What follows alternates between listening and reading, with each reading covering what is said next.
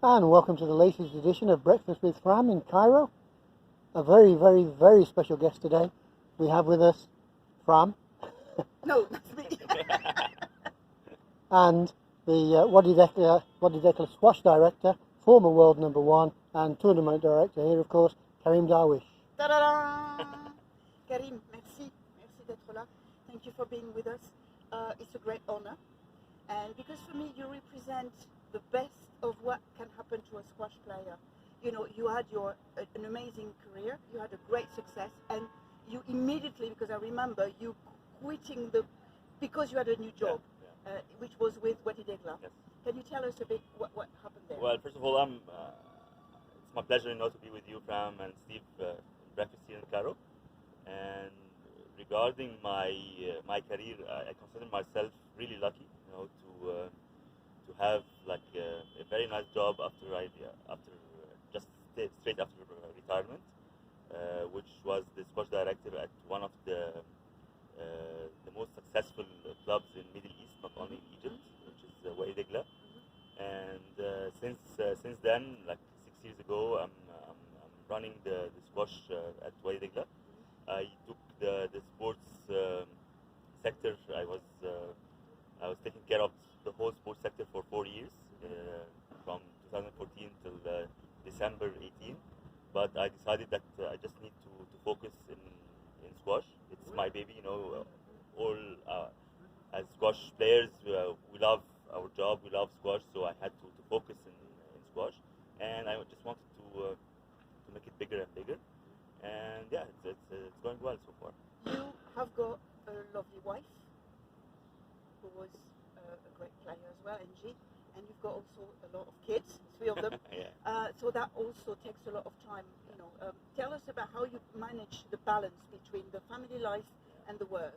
That was one of the main decisions that I decided that I'm not gonna focus in 20 sports. I just wanna focus in just one sport, and it's big enough, to make me away from kids and family.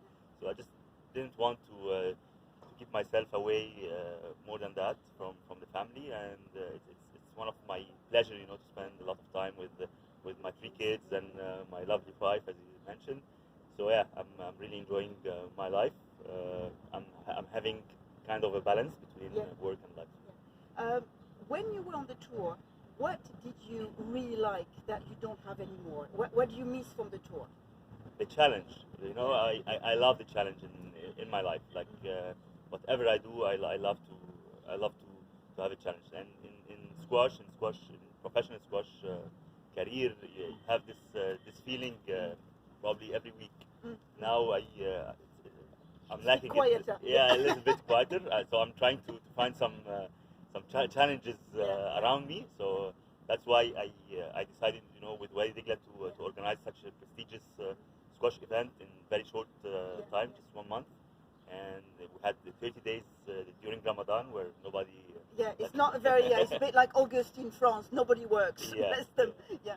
So it's a kind of challenge. I really accepted it, and it's working fine so far, I think. Talking about the challenges, and there's somebody that is working us all in Egypt, and everybody is Hussein Abaza, who is for you who don't know, is the CEO of CIB, which is the biggest bank, one of the biggest banks in Egypt, and they have been extremely supportive. CIB extraordinarily supportive, and Hussein is he's not only helping Wadi Degla, but Wadi Degla juniors. He's helping the federation. He's helping squash side. He's helping a lot of people. And how does that help you with the juniors, for example? Because the juniors are the ones that are helping this event as well. They are very, very much involved in your.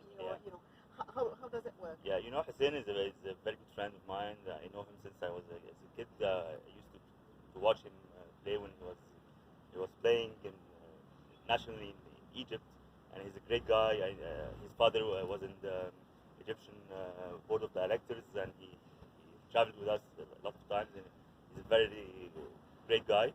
And what's Hussein doing the last 3-4 years in Egypt and now around the world for squash is amazing.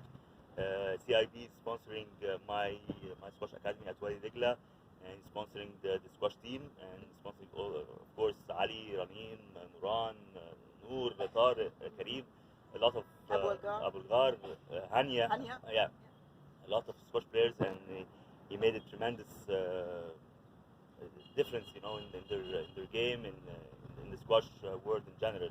So I just want to thank him so much for. We are all thanking him very, thank him, and you of course the bank, the whole bank. The whole bank, management, because of course. you know, he's the one that is instrumental, but it's the board of director of CIB that decides that, you know. Yeah, and they're supporting the game internationally, not only in Egypt. Exactly. To make it round, because we try not to make it too long, because people, you know, like, oh, Fram again. What is your worst and best memory in your career? Whether it's as a promoter, as you know, worst memory, probably losing in Sky.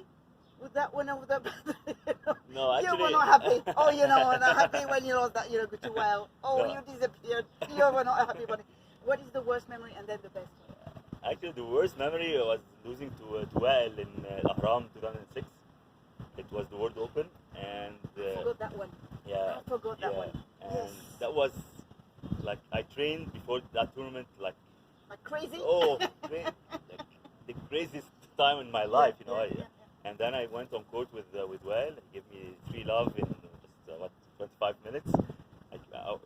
I was very tense. I couldn't play at all. And then I remember I had Inji. We were engaged at that time. And I had her with me in the pyramids, and I left her and I left with the car. Well, you find your way home, honey. Yeah.